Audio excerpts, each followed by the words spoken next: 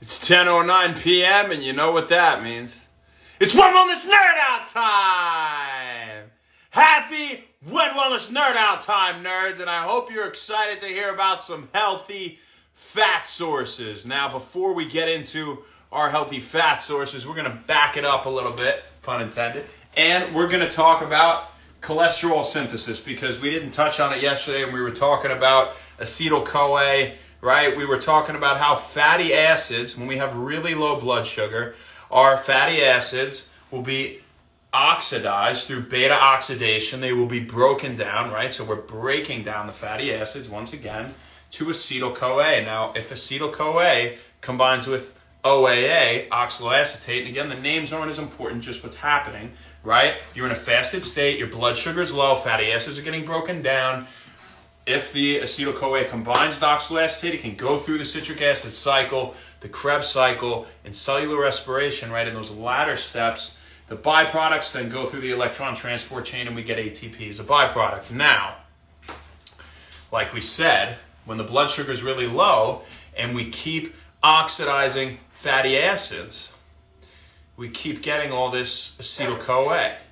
And we also have oxaloacetate constantly combining with this acetyl-CoA to go through the citric acid cycle. But then at some point, oxaloacetate says, all right, look, the blood sugar is very low. I'm going to go to another pathway. And we're going to produce more sugar because the blood sugar is very low and we need to adapt to that. And so like we said, we eat one, we burn it, and we produce the other. Okay? Or if we're fasting and we're burning fat, that means we're not producing fat, right? We're burning it. So we're producing what? Sugar, right? And that's what we've been saying since the beginning of this whole week. And that's really kind of the drive home point that I've wanted to get through regardless of any biochemistry or anything like that, right? That's far more important for you to recognize. And so when we have this acetyl-CoA now, and we don't have, in the absence, right, of oxaloacetate, which is functioning now in gluconeogenesis, producing new glucose, you know, we won't go through the citric acid cycle. And what's going to happen is the acetyl-CoA is going to be converted into those ketone bodies like we talked about yesterday in ketogenesis, and we touched on ketolysis. So now, that's where we left off, and I do want to mention the fact that acetyl-CoA can do many other things, and it could become cholesterol. So we can form cholesterol from this acetyl-CoA, and cholesterol has many major functions, and some of them are the formation of cell membranes. Okay, that's a big one. The formation of bile salts, so to aid with digestion, another very important thing, and the formation of steroid hormones.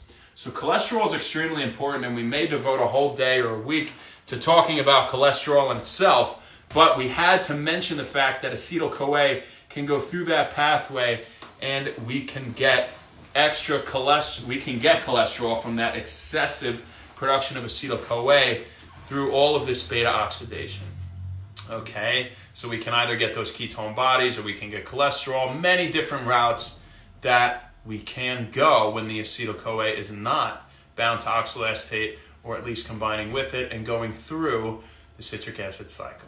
So now let's talk about some healthy fats you can have. What you've been waiting for all week, Shane. Just tell us that. We don't care about biochemistry. But if you do, then some of that stuff is pretty cool. But in terms of healthy fats, avocados, boom, so great. You should have an avocado every day. You should have an avocado every day. So nice and so true. I'll say it twice for you. Now, you should also have your extra virgin olive oil every day. You should have a shot of extra virgin olive oil. Organic, cold-pressed, extra virgin olive oil. Bask in it. Put it on everything. Okay? As Max Lugavere would say in Genius Foods. MD. He's great. It's a great book if you want to check it out. But extremely informative. One of the best books I've ever read, actually. And extra virgin olive oil, put it on your salads. Put it with your eggs. Put it, just drink it. You even put some on the avocado if you want. It'd be kind of weird probably, but they're both great. Eggs, right? Eggs are another great source. Nuts, seeds, like we said, avocados, avocado oil also. And really the two best oils, and almost want to stay away from most other ones because they're processed under heat, right?